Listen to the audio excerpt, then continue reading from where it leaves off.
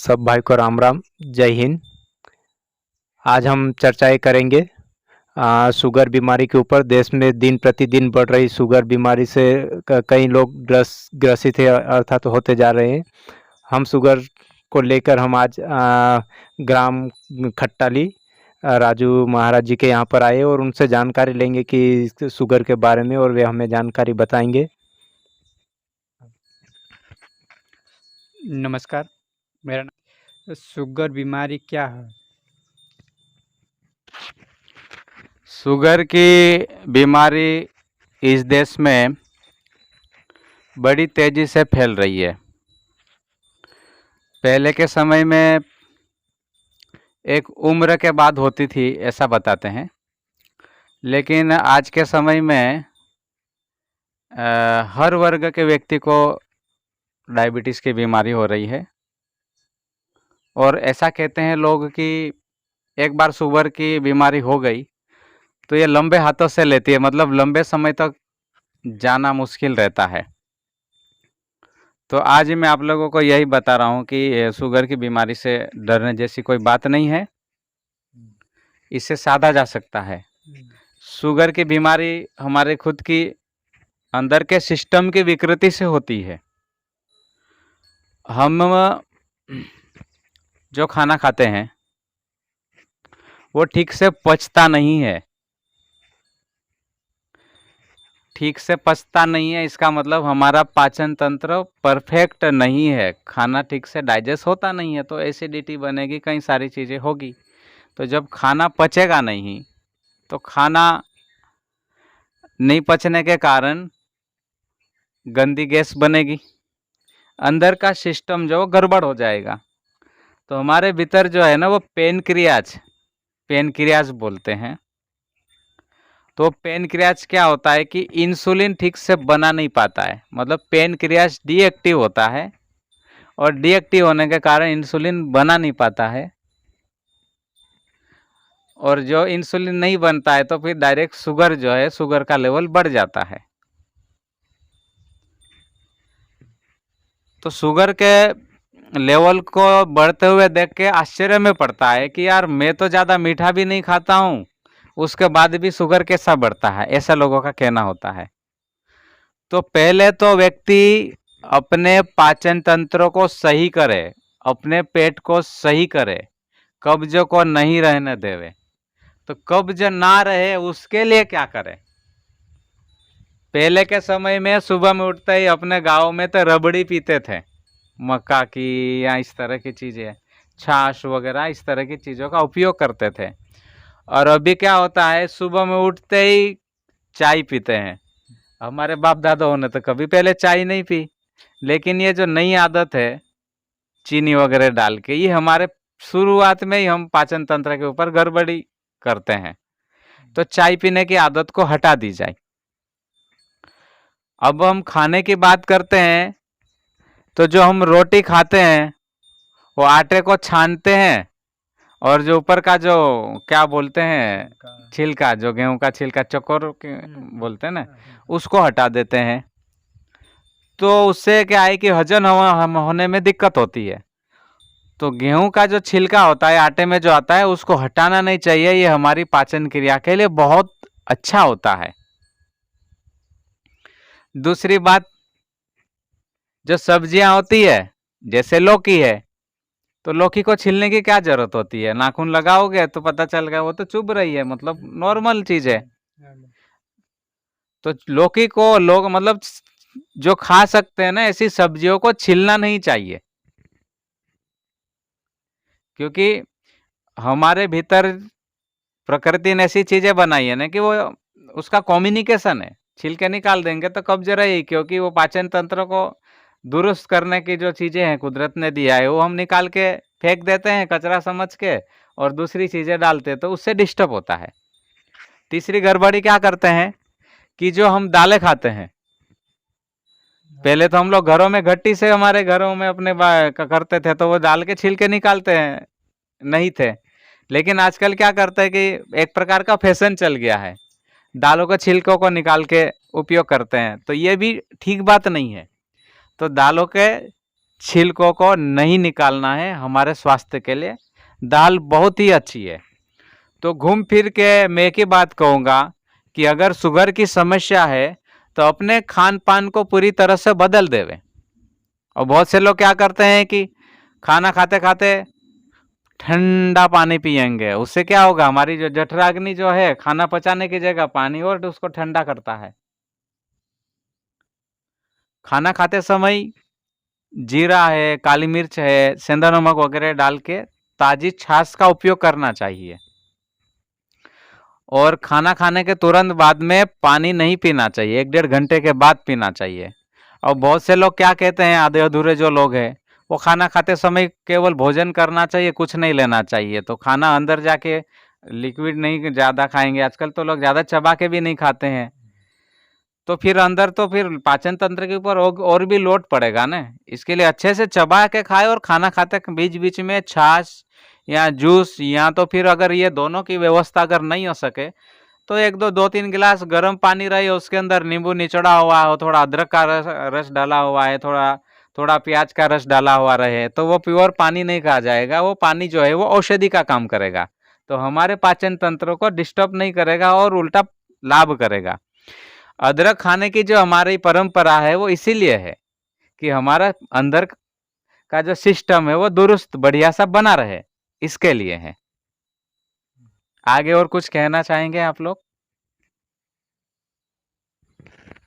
हाँ जी, बहुत बहुत बढ़िया बात आपने कही है। लेकिन मतलब पहले तो क्या होता था कि शहरों में अधिकतर सुनने को मिलता था, और जो जिनकी उम्र अधिक हो या मोटापा है उनको होता था शुगर, लेकिन अब तो गाँव में भी और दुबले पतले लोग हैं और युवावस्था में भी हो रहा है, तो बच्चों को भी हो रहा है। तो ये इसका आपने जैसे कारण तो बता दिया कि पेनक्रियास की वजह से और खाना पाचन वगैरह जो भी प्रोसेस है, लेकिन इसका उपाय क्या है? कि कुछ लोग कहते हैं कि यार जिनको शुगर हो गया वे मतलब जीवन भर उन्हें टेबलेट्स वगैरह लेनी पड़ती है, गोलियों के बिना काम नहीं चलता।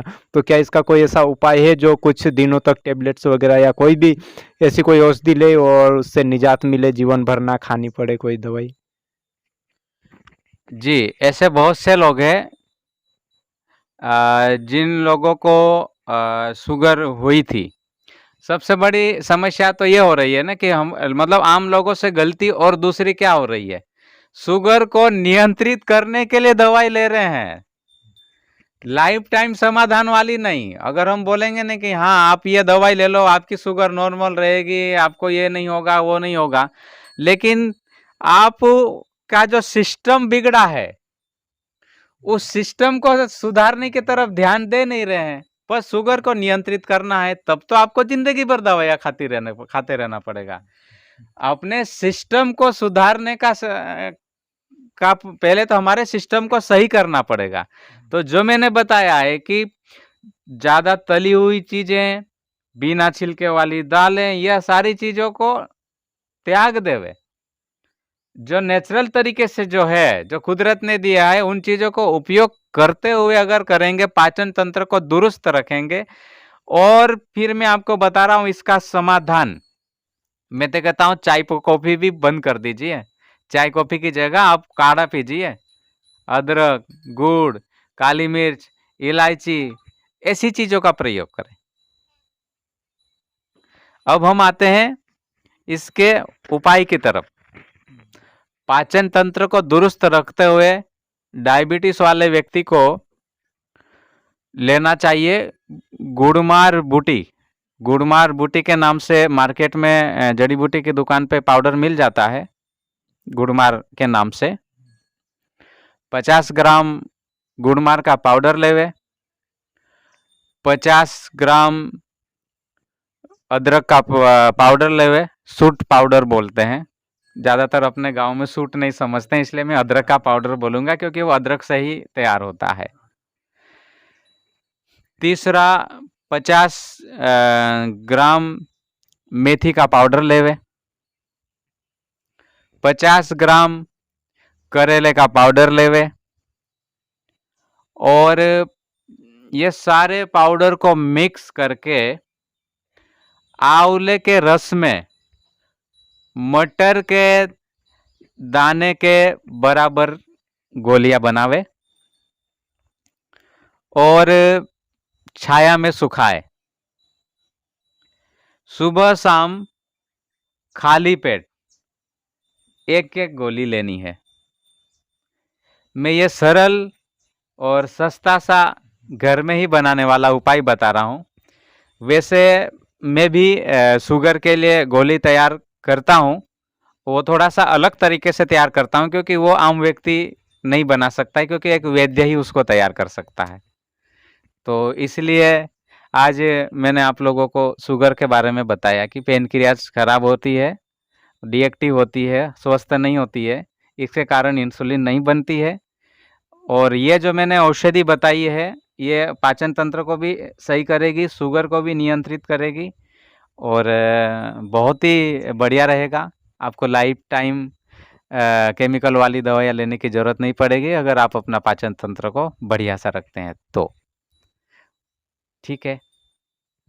लेंगे हम आयुर्वेद की, यानी कि इसको कोई लाइफ टाइम लेने की ज़रूरत नहीं है, कुछ समय बाद मतलब नहीं बंद कर दी जाएगी तो क्या ये चीज़ रुक जाएगी या फिर?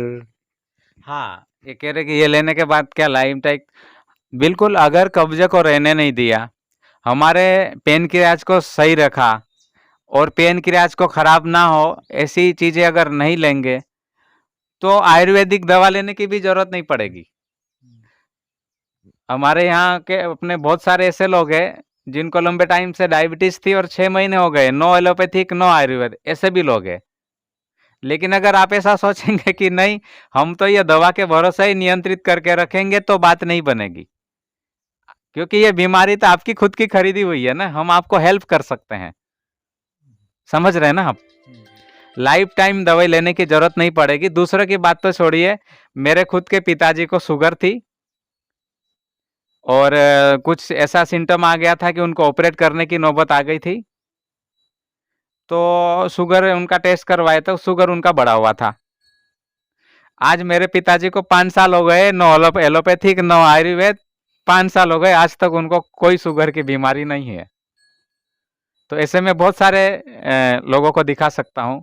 भले आज का साइंस कहता है कि डायबिटीज कभी ठीक नहीं होता है, लेकिन मैं कहता हूँ कि पेनक्रियाज को अगर नॉर्मल कर दिया जाए, अच्छे से एक्टिव रहेगा तो जिंदगी भर रहेगा। और केवल शुगर ही नहीं, बीपी नहीं, बीपी भी नहीं होगी। हमारा मशीन अच्छा रहेगा तो बढ़िया सी गाड़ी चलेगी, इसमें दिक्कत वाली क्या बात है।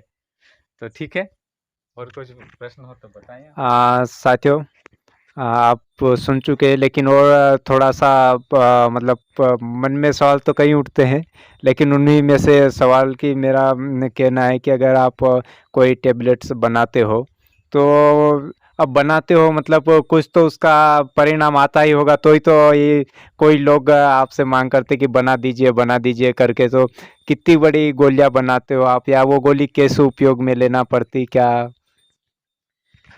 हम 1 महीने का कोर्स देते हैं, उसमें 60 गोलियां होती है।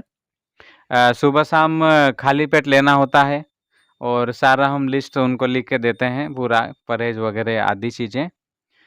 तो अगर किसी को चाहिए तो मेरे नंबर पे संपर्क कर सकते हैं, लेकिन फ़ोन नहीं, क्योंकि मैं कई बार जड़ी-बूटियाँ बनाता रहता हूँ, कई सारे मेरे पास लोग वगैरह भी होते हैं, तो मैं हर व्यक्ति को समय दे पाऊँ फ़ोन पे, ये संभव नहीं है। इसके लिए व्हाट्सएप पे ही केवल वॉइस मैसेज छोड़ें या तो टाइप करके भेजें। कृपा करके मुझे फ़ोन ना करें। डायबिटीज़ का 1 मिनट, डायबिटीज़ का हम अगला भी वीडियो बनाएँगे, और भी हम डायबिटीज़ के बारे में और भी कुछ बातें हैं जो बताएँगे, लेकिन आज इतना ही, क्योंकि और लंबी चर्चा हो जाएगी। आज के लिए बस इतना ही, लेकिन डायबिटीज़ का पार्ट 2 भी आगे आएगा, जो और हम कुछ चीज़ें बताने वाले होंगे। जय हिंद साथियों, आप सुन चुके हैं हमारी चर्चा है सवाल जवाब। अब रही बात, अगर आप भी डायबिटीज़ से परेशान हो तो एक बार संपर्क ज़रूर करें। ये इसलिए नहीं कि हम हमारे स्वार्थ के लिए, आपके सेहत की चिंता के लिए। अगर आपके पास पद पैसा नहीं हो, कोई दिक्कत नहीं, सलाह देना भैया का काम है। आप सलाह ले सकते और उसका पालन करके डायबिटीज़ को दूर भगा सकते हो। जय हिंद।